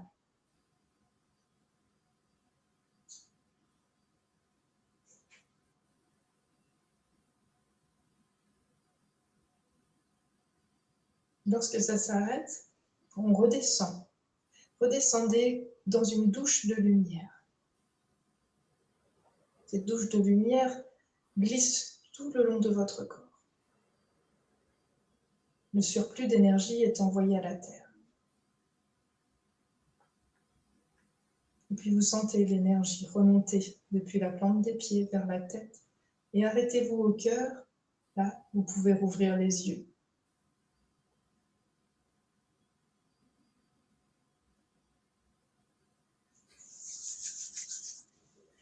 Incroyable. Comment tu sens? Écoute, je me sens en sécurité. J'ai joué le jeu, donc j'ai parlé vraiment d'une vraie boule que je peux avoir. Mais ouais, je sens du bien-être, vraiment, vraiment, quoi. Ouais, je crois que je vais prendre rendez-vous avec toi. Non, mais vraiment, c'est incroyable, c'est incroyable. Ce que je t'invite à faire, c'est de visualiser, à te reprojeter dans ton bureau après une dispute, justement, avec ta femme, et puis à te demander comment tu te sens. Qu'est-ce qui se passe? Tu veux que je te réponde? Oui. Alors, ce qui me vient en tête, c'est la question que tu m'as posée, qu'est-ce qu'il y a de pire? Et puis en fait, c'est pas une question de pire, c'est une question d'être connecté à moi et puis de me dire, ben voilà, c'est arrivé et puis ce soir, ça va être une façon de se reconnecter et puis là comment je vais m'y prendre, etc. Et du coup, je suis en sécurité, je me sens en sécurité et je suis pas en train de, ah oui, je suis pas en train de je suis là, ouais. J'ai plus la boule, mais je suis là. Et du coup, ouais, ça me rend sécure. Ouais, c'est impressionnant. Là, on vient de se reconnecter au corps. Et là, tu vois, j'ai des frissons, moi, qui descendent et qui disent que le soin est en train d'agir. Voilà, ça, c'est une façon dont je peux proposer l'accompagnement, justement. Ouais. C'est une des manières que j'aime beaucoup, hein, vraiment. Et moi, je trouve que c'est une super préparation après, je dirais, un dialogue de couple qui peut se faire à la suite ou à un autre moment, parce que, ben oui, ton soin, il agit de manière prolongée, je dirais. Et puis, nous, on invite, enfin, moi, j'inviterais un couple, par exemple, si moi, je suis devant moi avec toi, puis on fait un peu comme si on était un couple, parce qu'on va faire une démo. Moi, j'inviterais déjà le couple à juste faire le même exercice de respiration, par exemple, juste avant, c'est-à-dire inspirer puis expirer plus longtemps, par exemple, et puis de dire à un des deux, est-ce qu'un de vous a un sujet? Et par exemple, si toi, tu étais marié à cet homme qui a la boule et puis qui part comme ça, tu pourrais dire oui, moi, je vois que quand mon conjoint s'en va, il est furieux, il est pas bien, puis quand il revient le soir, il est encore furieux, par exemple, tu vois. Et puis à ce moment-là, là, je te demanderais de demander à ton conjoint, est-ce que tu es d'accord de parler de ça? Est-ce que c'est le bon moment pour toi? Parce que ça peut être trop violent.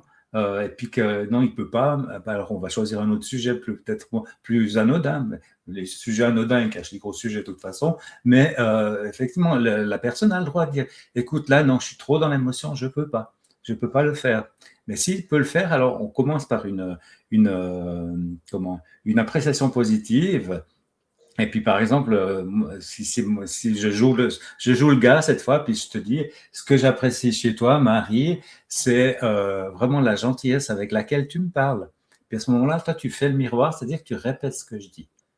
Alors, tu peux Donc, c'est répéter. bien ce que tu apprécies chez moi, c'est la gentillesse avec laquelle je te parle. Ouais. Et puis, toi, tu fais la même chose. Maintenant, tu me fais une appréciation positive. Donc, ce que j'apprécie chez toi, Christian, c'est cette façon d'amener les choses avec cœur et ça m'apaise. OK. Ce que tu apprécies chez moi, c'est cette façon d'amener les choses avec cœur et que ça t'apaise. Oui. OK. Maintenant, je fais le facilitateur comme ça, puis comme c'est toi qui vas parler, je te coach, tu vois.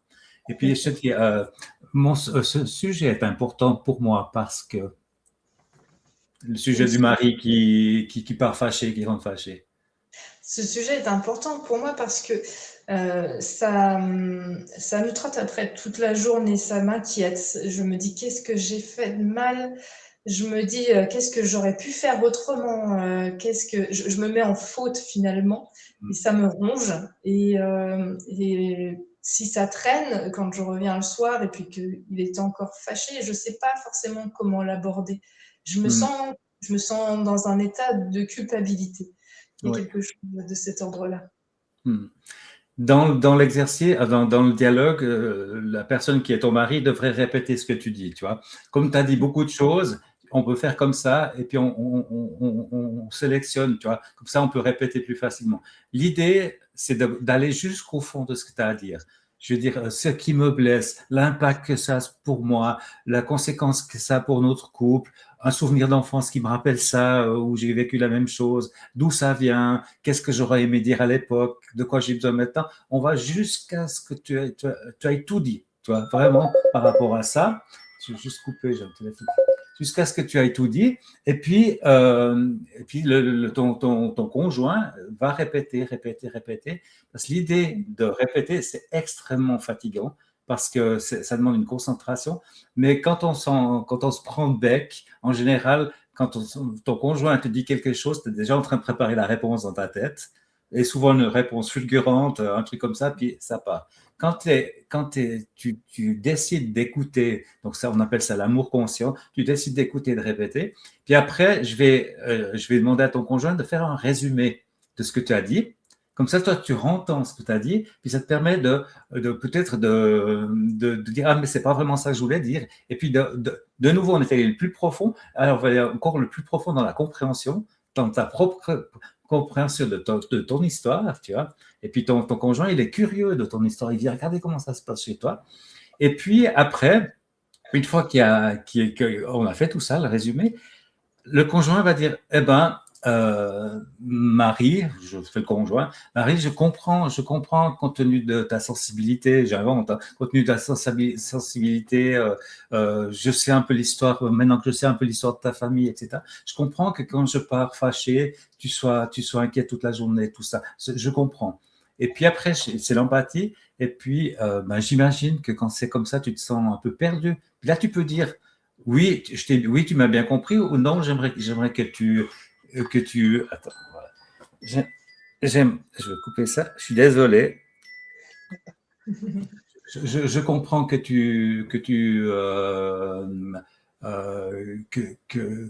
je t'ai bien, ce que je mets sur le téléphone m'a perturbé. Tu m'as bien compris. Puis après, à la fin, parce que la personne a dû se taire, hein, à la fin, je peux dire, une chose qui m'a touché dans ce que tu m'as dit, c'est, puis je peux dire par exemple, ouais, que tu étais toute la journée aussi inquiète comme moi de mon côté. Et puis, une chose que j'ai appréciée dans ta façon de m'écouter, c'est quand j'ai été très attentif et puis vraiment, j'ai senti que tu avais les émotions, que tu partageais mes émotions, tu vois. Et après, on inverse, ça veut dire que À ce moment-là, c'est à moi de te dire, ben moi, par rapport à ça, j'aimerais te dire que, et puis on refait le cycle, tu vois. C'est des dialogues qui peuvent durer 1 heure et demie en général, et ça met de la compréhension, de l'empathie et de la validation. C'est-à-dire qu'on n'est pas un perdu, on n'est pas un fou qui pense à n'importe quoi, puis de toute façon, c'est tout est de ma faute. C'est pas de la faute de l'autre.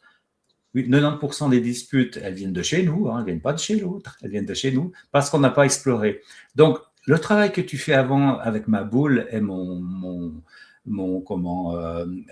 cadre de sécurité, ben, le dialogue que je donne après redonne un nouveau cadre de sécurité parce que c'est un protocole précis et les gens savent savent ce qu'on va faire et savent aussi qu'après, ils pourront aussi présenter leur point de vue. Mais c'est pas répondre et puis j'ai gagné, non, ce que je ressens, moi, vraiment.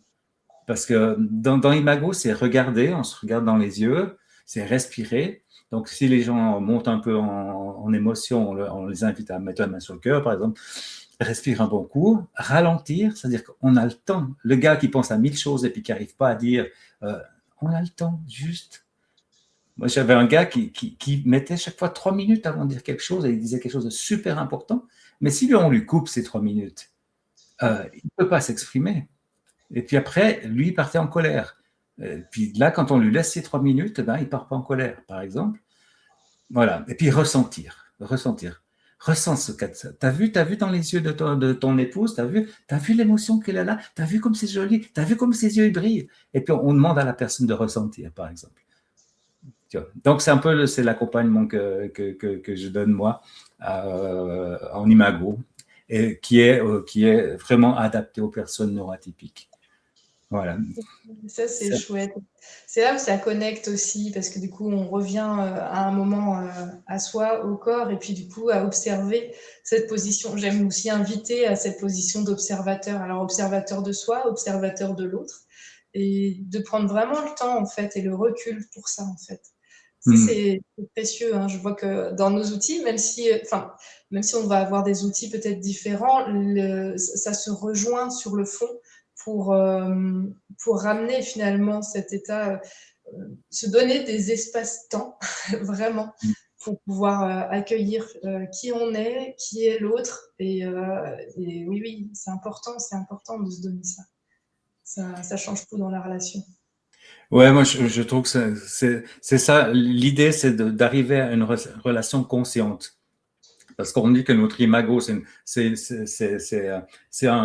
notion qui a été développée par Jung, l'imago, donc l'image qu'on s'est forgé soi-même avec les personnes de manière positive ou négative qu'on a connues durant notre enfance, et puis qui a été développé ensuite en 1984 par Ariel Hendrix, qui est le fondateur de cette méthode. Moi, pour moi, je suis le seul en Europe à le faire, je pense. J'ai adapté cette méthode au personnage pays. Avec quelque chose. Et puis, ça fonctionne bien. Moi, je l'utilise avec les couples aussi. Et je trouve que c'est important de. Je parlais d'espace sacré, c'est de remettre du sacré dans l'espace de la relation. Et puis, c'est important de devenir, on passe la période de la lutte de pouvoir et pour passer par le dialogue imago vers un amour conscient. Puis cet amour conscient, moi, j'ai l'impression que tous les matins, je rechoisis mon épouse parce que j'ai un amour conscient. C'est pas l'amour des jeunes, et puis c'est normal, c'est l'ocytocine, tout ça, puis on est super amoureux, on a les yeux qui pétillent, tout ça, on est heureux, on pourrait vivre d'amour et d'eau fraîche, comme on dit, tu vois. Mais là, moi, tous les matins, j'ai tellement la conscience de pourquoi on est ensemble que j'ai l'impression que tous les matins, je rechoisis mon épouse. Et puis, au lieu de partir avec la boule, maintenant je pars plus avec la boule, je pars avec le sourire. Mais parce que j'ai aussi été chez des accompagnateurs imago pour notre couple. Donc, on le pratique. Donc, effectivement, encore maintenant, ça nous arrive d'avoir un dialogue parce que d'un coup, il y a un truc qui coince. Ça ne veut pas dire qu'on est parfait. On appelle ça la spirale de l'amour. C'est l'amour romantique, la lutte de pouvoir qui peut durer des années, des années, des années, ou qui peut être très vite, on se sépare, l'amour conscient. Puis des fois, on peut retomber amoureux comme au début, hein, et puis c'est bien, puis on peut repasser par la lutte de pouvoir. C'est une spirale. Mais ce qu'il y a de rassurant, c'est que la lutte de pouvoir, si vous pratiquez cette méthode, devient de plus en plus courte. Et les disputes viennent de plus en plus courtes. Et puis, on a plus de sécurité parce qu'on sait que c'est pas parce qu'on se dispute qu'on est en train de se quitter. On appelle ça l'accordage. On est en train de s'accorder sur quelque chose qui va pas pour l'instant. Et c'est extrêmement rassurant parce que maintenant, si on a un accrochage avec mon épouse, ça dure 15 minutes. Parce qu'on sait, écoute, j'aimerais que tu fasses le miroir de ce que j'ai à te dire. Si ma femme me dit ça, j'aimerais que tu fasses le miroir de ce que j'ai à te dire. Je dis, hop, attention, on est en mode imago, qu'est-ce qu'elle a à me dire? Il faut que j'écoute. Et puis, des fois, il suffit d'un quart d'heure ou de 5 minutes. Ou bien, je lui dis, écoute, là, non, je suis vraiment, j'ai mon patron qui m'a stressé, je ne peux pas maintenant, mais si tu veux, après le repas ce soir. Et c'est tout simple. Voilà. C'est ce que je voulais dire. C'est formidable, je trouve ça magnifique. Et, alors j'ai deux choses en tête, j'essaye de garder les deux points. Alors j'ai envie de parler du sacré parce que en effet cet espace sacré, j'ai compris il y a quelques années déjà et même avant en fait de me former qu'il nous appartient à chacun finalement de sacraliser ce qu'on vit au quotidien, hein. Même des petits gestes, hein, même préparer le repas avec attention, avec amour. Chacun peut sacraliser chaque geste, sacraliser nos mots aussi, hein, ce qu'on peut dire, et sacraliser jusque dans les pensées. Rendre sacré, enfin, pour moi, le sacré, c'est pas quelque chose d'ordre religieux ou institutionnel. Non, tout ça, c'est ce qui est sacré, c'est ce qu'on y met, nous, depuis notre intérieur, finalement. Et qu'est-ce qu'on a envie d'offrir à l'autre aussi, du coup. Ça se rejoint. Ça, j'avais vraiment envie d'inviter à ça. Ouais, le colibri sacré, c'est celui qui fait sa part, justement, là-dedans aussi. Et l'autre chose à laquelle je pensais, donc qui est tout à fait différente, mais qui rejoint un petit peu ce que tu disais, j'avais beaucoup aimé donc dans nos feuilletons quand tu m'avais proposé aussi l'exercice d'observer en soi et pour pouvoir dire à l'autre, là, ok, feu vert ou feu orange, feu rouge. Oui, oui. C'est un super outil, je trouve. Effectivement, bah, c'est justement, bah, c'est un peu lié au travail que tu m'as fait faire, mais c'est l'histoire du nerf vague, hein. Et puis, lorsque on est je dirais, on est calme, sociable et tout, on est apaisé au niveau du ventral. Et puis, lorsqu'on est en colère, eh ben, on est agité, on a sur une boule. Je dis, moi, j'ai parlé de colère aussi avec cette boule, etc. Puis là, ben, ça peut sortir. Puis à ce moment-là, il faut quand même dire à son conjoint, écoute, là, je suis en orange, c'est peut-être pas le moment qu'on discute ensemble. Une personne qui est tortue, par exemple, enfin, qui est minimiseur, aurait peut-être besoin de dire ça. Écoute, là, moi, j'ai besoin que tu me laisses un moment tranquille. J'ai besoin de me remettre en sécurité pour revenir vers toi, par exemple. Ou bien alors, écoute, là, je suis tellement en colère, je suis en rouge, là. Écoute, pas maintenant, parce que enfin, la colère, elle peut arriver. Ou alors, on est en dorsale, et puis là, ça veut dire que si tu m'as dit, mais je m'en fous tellement. On n'est pas fait pour être ensemble. C'est toujours la même chose. Donc, on est défaitiste aussi. Et au lieu de dire ça, on dit là, je suis en orange aussi, et puis c'est pas le moment. Et je crois qu'effectivement, on pourrait même avoir un troisième sur le frigo, puis on lève celui qui nous met dans l'état, et puis voilà. Et puis quand on est en vert, ben, tout va bien, quoi. Et puis c'est qu'on peut y aller. Je crois que c'est important. Et puis justement, tes exercices permettent aussi. Après, si mais je me sens en rouge, tu vois, et puis que j'ai un de tes exercices, je me dis, ben voilà, ben je vais m'apaiser et tout. Comme ça, je serai plus disponible dans un moment ou demain, ou voilà, je prends soin de moi parce que là, j'ai mal et puis il faut que je prenne soin de moi. Et puis pas que je tombe sur mon partenaire ou ma partenaire parce que c'est pas de sa faute. C'est moi qui souffre, c'est pas elle qui me fait souffrir. C'est moi qui me fais souffrir tout seul, compte tenu de mon passé, compte tenu de mes douleurs, compte tenu de mes blessures. Et oui, d'où reconnecter à soi, reconnecter au corps, aux sensations qui sont là présentes et qui, en plus, vraiment vont ramener aux émotions aussi. Et Hmm. quand on s'y connecte et qu'on prend le temps de s'observer à l'intérieur, de chercher les perceptions, on peut mieux anticiper petit à petit, comme tu disais, pour la spirale, c'est aussi un petit peu, au fur et à mesure, une façon de pouvoir raccourcir les temps durs finalement dans ces émotions, les repérer, se dire bon, d'accord. Là, une fois qu'on a fait le repérage, parce que ça va se représenter, hein, ce sont des schémas qui reviennent, et puis quelque part, on pourrait dire qu'on est testé un petit peu là-dessus, mais non, c'est simplement que voilà, il y a eu des habitudes de mise en place, qui vont pas s'éteindre d'un seul coup non plus. Hein, ce sont des choses qui vont revenir, mais on va pouvoir petit à petit aller mettre le doigt sur ah là, ça y est, je me sens comme ça. Là, dans cette situation, quand elle se représente, je me sens comme ça. Donc, aller connecter à ça finalement, et puis pouvoir déjà redescendre un petit peu plus facilement, accueillir du coup, s'autoriser à accueillir. Ça change après l'issue de ce Hmm. qui se passe. Oui, pendant que tu parlais, j'ai oublié de dire une petite chose. Il y a différents types de dialogue imago selon le but qu'on recherche, hein. Et puis, il y a un dialogue qui s'appelle la demande de changement de comportement, par exemple. C'est une demande où on propose au partenaire, qui, écoute, quand tu pars comme ça fâché, moi, ça me dérange. J'aimerais, on a discuté, j'ai compris. Euh, je vais te proposer trois propositions et puis tu vas me choisir un cadeau inconditionnel. Donc, j'aimerais par exemple que quand tu pars, j'aimerais que tu me fasses un sourire en passant la porte. Premier cadeau. Donc, quand tu pars fâché, j'aimerais que tu me fasses un SMS dans la journée pour dire que tout va bien. Comme ça me permet de m'apaiser. Et puis, quand tu pars comme ça fâché, ben, je veux que tu reviennes avec un bouquet de fleurs, par exemple. Puis la personne en face, elle en choisit un, mais c'est inconditionnel. C'est-à-dire, il peut y avoir, tu sais, la publicité de Boursin, il y a tout qui tombe, c'est inconditionnel. J'arrive avec mon bouquet de fleurs, ou je te fais un sourire en partant, ou je t'appelle. Et puis on dit pendant combien de temps.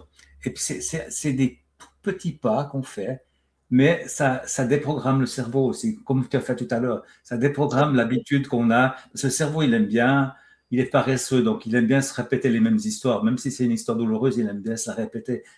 Donc si on l'incite par un tout petit geste comme ça, on dit ouais, mais faire ça pendant 3 mois, mais c'est inutile. Non, non, parce que ça induit un changement.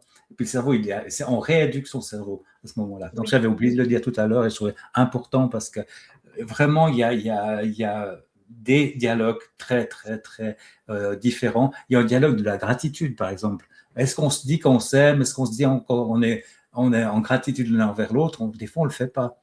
Et j'aimerais te dire, ou bien des comportements de soutien, je me sens soutenu par toi quand tu, par exemple, et puis etc. Parce qu'on peut se dire des belles choses aussi. On n'a plus l'habitude. Ouais. Oui, complètement. Ouais. Complètement. Et ça, pareil, à soi comme à l'autre, en fait, parce qu'à soi-même, c'est pareil, on est souvent plus dur avec nous-mêmes qu'avec les autres encore. On peut Oui, être oui. plus dur avec les autres, mais alors on est souvent encore plus exigeant envers nous-mêmes et dur avec nous-mêmes. Et c'est important finalement d'aller connecter. Une chose aussi qu'on peut faire en situation d'inconfort, quelque chose qui va pas bien, enfin un moment où il y a un trop, c'est de chercher dans son environnement quelque chose de positif. Quoi que ce soit, hein, que ce soit une odeur un peu agréable, que ce soit une fleur, oh waouh, que ce soit un son qui nous est agréable, et d'amplifier. Hop, imaginer comme un bouton de volume qu'on peut tourner et amplifier ce positif qui va du coup un peu, qui va atténuer finalement l'inconfort. Ça, c'est aussi une possibilité dans une situation immédiate et puis qui peut se faire de façon invisible en plus. Hmm. Donc, ça, c'est des outils qui sont importants pour vivre les choses concrètement en situation aussi.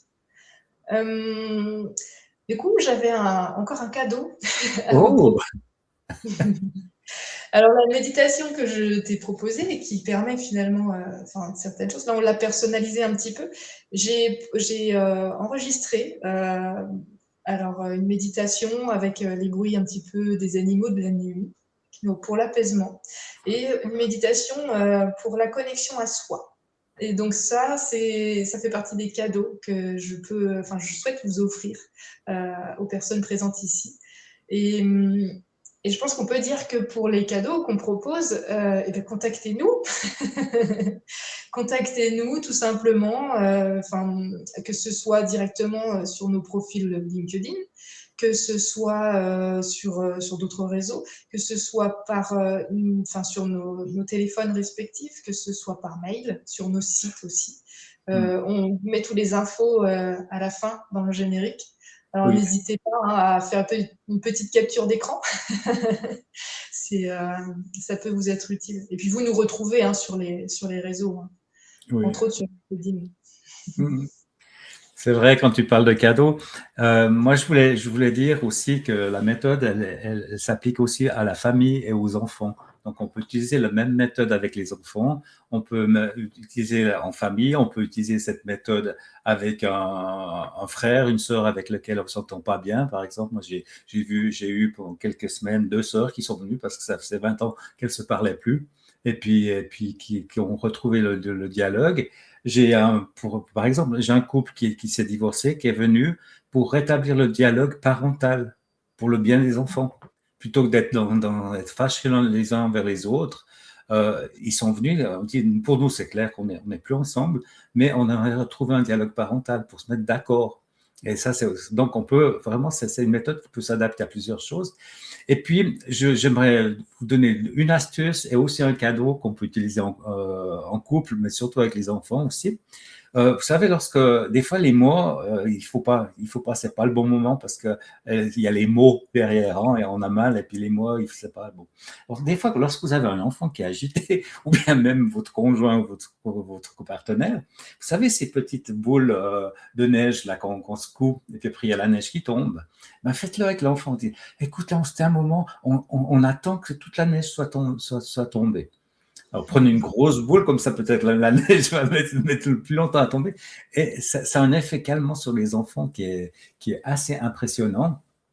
Puis il y a une chose, quand les mots sont des mots, donc j'ai un petit exercice que je vous offre en cadeau, ça s'appelle le Woo magique.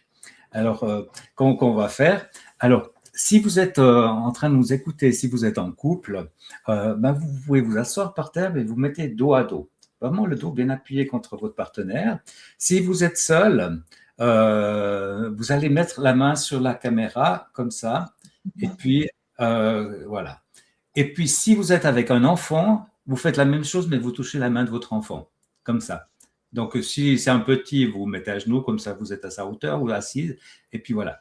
Et puis, on va faire le vous magique. Alors, soit vous êtes dos à dos parce que vous êtes en couple ou des partenaires, soit vous êtes avec votre enfant, vous pouvez toucher la main de votre enfant, même un adolescent, soit vous êtes seul et puis vous le faites avec nous.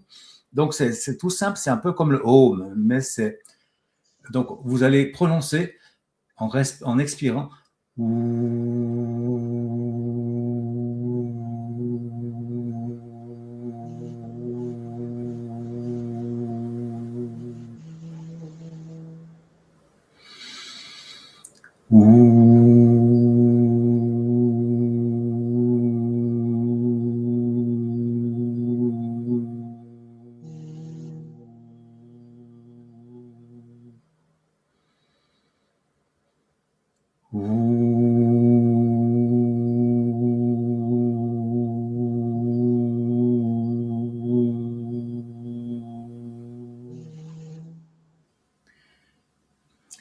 Et je ne sais pas si c'est que, voilà, on va faire 3 fois. Moi, je te ressens, Marie. Quand je fais ça, je te ressens. Vraiment, c'est comme si on était main à main. Hein, et puis, bon, je sais bien que tu es sensible aux pratiques énergétiques aussi, moi aussi, mais je te ressens bien. Et puis, c'est une puissante vibration. Moi, quand je fais le wou comme ça jusqu'à la caméra, j'ai la vibration qui va jusque dans ma main. Puis imaginez que vous touchiez votre enfant qui fait la même chose. Il y a une connexion qui se fait. Ou si vous mettez dos à dos avec votre partenaire, aussi, on est dans la sensation corporelle et c'est juste aussi un dialogue qu'on peut s'offrir des fois quand les mots, c'est pas le moment pour les mots. Voilà, C'est c'est vraiment précieux, c'est un très bel outil, je trouve. Et c'est apaisant, c'est vraiment, ça fait poser l'énergie et en connexion en plus à l'autre, donc s'apaiser ensemble, c'est très puissant. Oui, et puis bon, moi je dis minimum 3 fois. Et puis si vous sentez et puis que vous trouvez chouette de faire ça, eh ben vous y allez. Hein. C'est soit un des deux qui induit, puis l'autre il aime bien, donc il en remet un derrière. C'est un vous magique, quoi. Puis voilà, puis c'est puissant aussi. Puis c'est simple, c'est simple. Il n'y a pas de mots, il n'y a rien. C'est juste. Et puis c'est pas une question de voix. Hein. Vous faites vibrer votre voix. Puis si vous voulez dire autre chose que ou, parce que prenez une voyelle ronde, donc ça vibre. Mais autrement, parce que c'est pas très joli. mais vous faites ah aussi, par exemple. Hein. Mais ça s'appelle le ou magique. Et puis moi, j'aime bien le ou parce que voilà, c'est un cadeau pour vous. C'est un très beau cadeau. C'est un très beau cadeau et puis qui peut être vraiment accessible, enfin très facile. Enfin, c'est accessible, c'est ça qui est chouette. Comme tu dis, c'est simple. On va pouvoir proposer aussi enfin, on a de la simplicité dans ce qu'on peut apporter. Et il y a des choses qui demandent un petit peu de connaître, mais en fait, ça va être très simple derrière.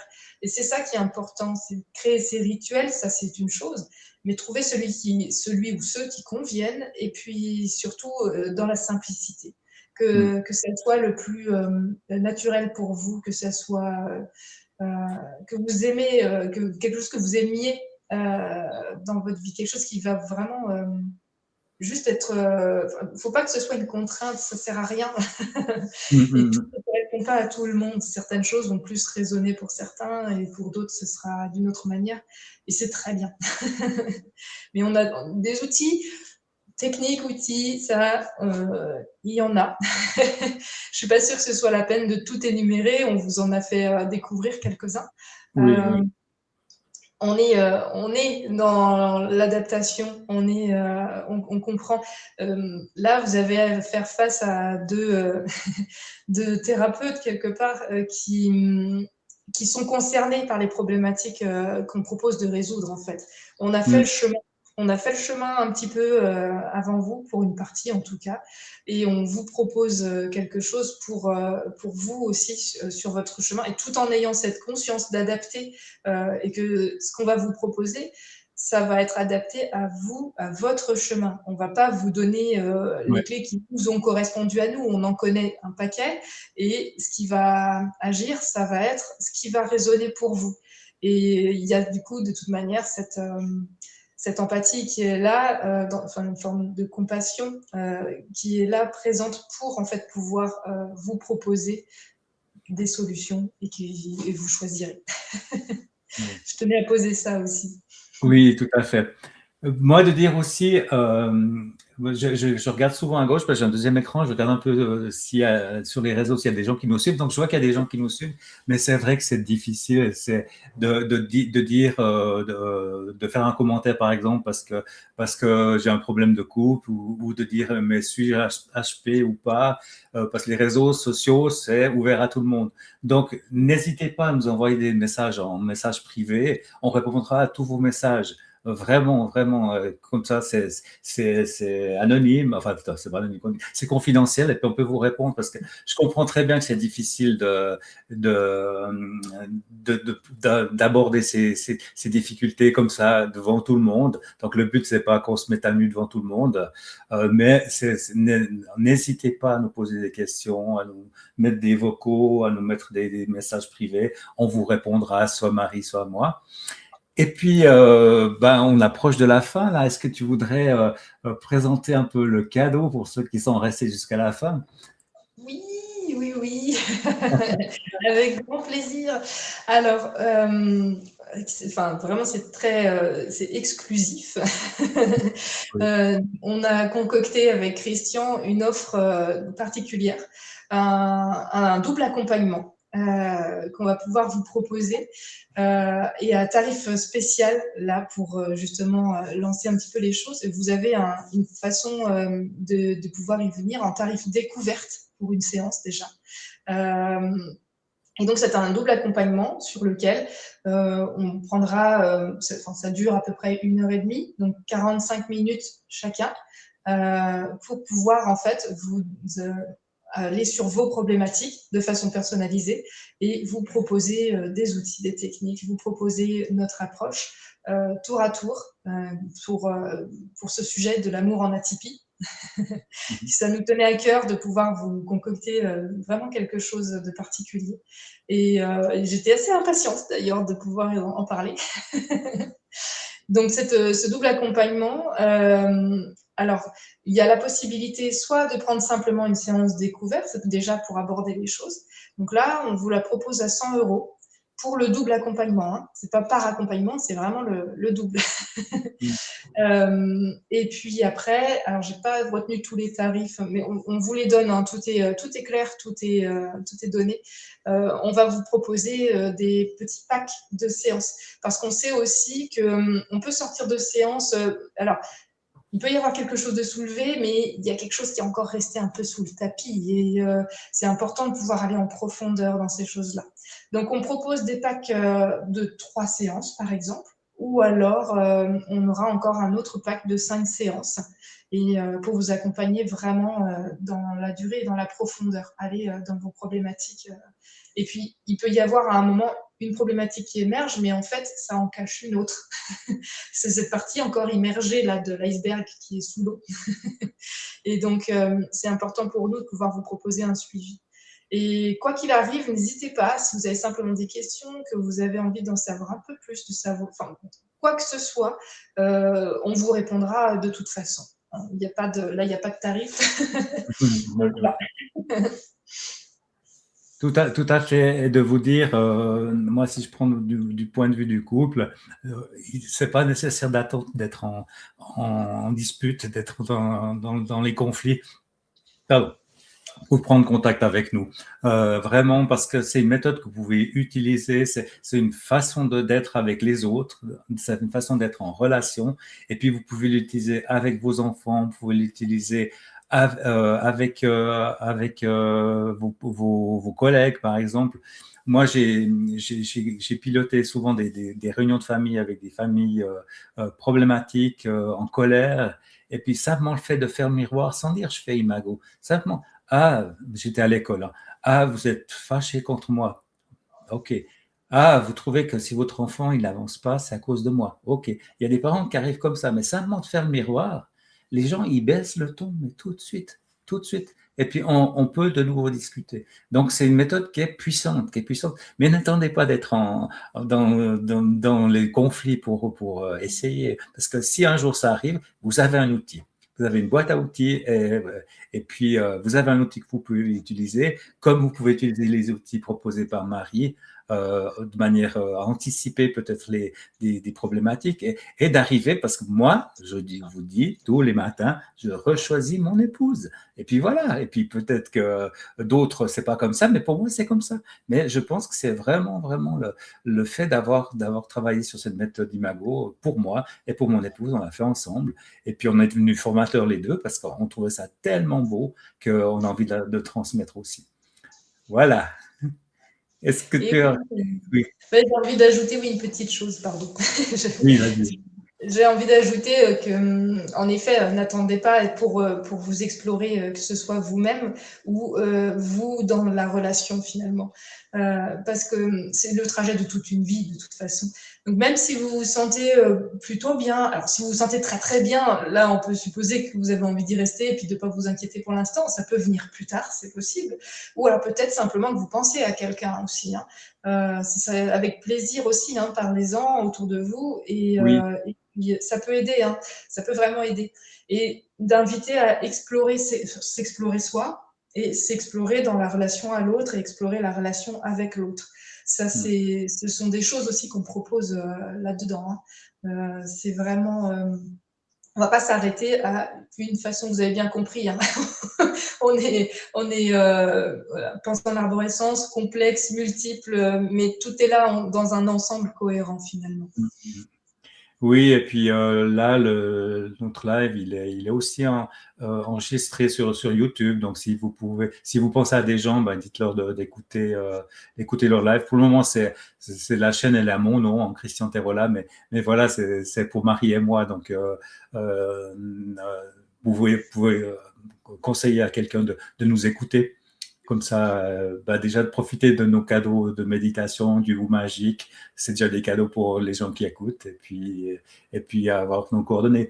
Donc, comme tu l'as dit, le générique de fin, vous prenez soit vous préparez à faire des captures d'écran, ou vous prenez un stylo, un crayon. Il y aura d'abord une page avec toutes tes coordonnées, Marie, avec ton numéro de téléphone, ton agenda, ton site, je crois. Et puis, moi, la même chose. Après, il y aura une page avec moi, avec mon téléphone, mon agenda et mon site. Comme ça, vous pouvez prendre rendez-vous avec l'un ou avec l'autre. Et de toute façon, nous, on communique entre nous en disant, ben voilà, il y a cette personne qui aimerait un suivi, qui aimerait une découverte, qui aimerait ci, qui aimerait ça. Et puis, on revient vers vous après pour le rendez-vous. Ok. J'ai eu beaucoup de plaisir, Marie, à travailler avec toi ce soir. Vraiment, c'est un grand, grand plaisir. J'ai les zygomatiques jusque-là, là, bien. Elles sont bien, bien énergisées. Oui, et puis j'espère que vous répondrez à notre appel parce que vraiment, l'amour, c'est ce qu'il y a de mieux au monde, quoi, finalement. Et oui, et on peut être atypique et le vivre vraiment merveilleusement en plus. Vraiment, vraiment. Oui. Ok. Merci. Merci à Merci. tous. Et merci Merci à tout le Cécile. monde. Et puis, à vos crayons pour le générique de fin et nos coordonnées. Merci beaucoup. Bonne soirée. Bonne soirée, merci.